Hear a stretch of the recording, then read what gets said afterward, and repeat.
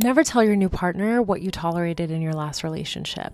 This is a sentiment that surfaces quite often, and every time it does, people seem deeply divided by it. At first, it sounds cynical, but beneath it is a perspective that is not entirely irrational.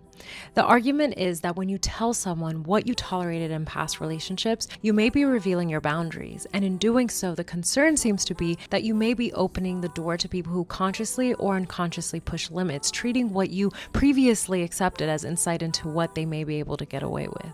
Even though, of course, boundaries can evolve over time.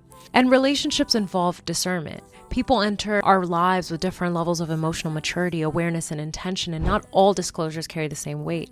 Some things naturally require different levels of trust, openness, and safety.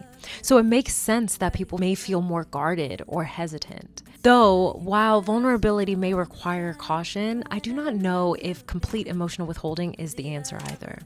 I wonder whether there is a consequence to this perspective that we don't normally discuss. If taken too far, are we teaching people to view vulnerability as something inherently unsafe, something that should always be withheld rather than understood? Perhaps part of this also depends on what we believe love itself requires. Some people believe closeness asks for complete transparency, while others believe understanding and privacy can coexist. I understand the instinct to protect certain parts of ourselves, especially in a world where emotional honesty can be exploited, but I also think there are parts of a person you can't fully understand without context. And should not the goal of love also be to be known by the people who we choose to trust, people who have shown us over time that they can hold those parts of us with care? And maybe that is why discernment and timing matter more here.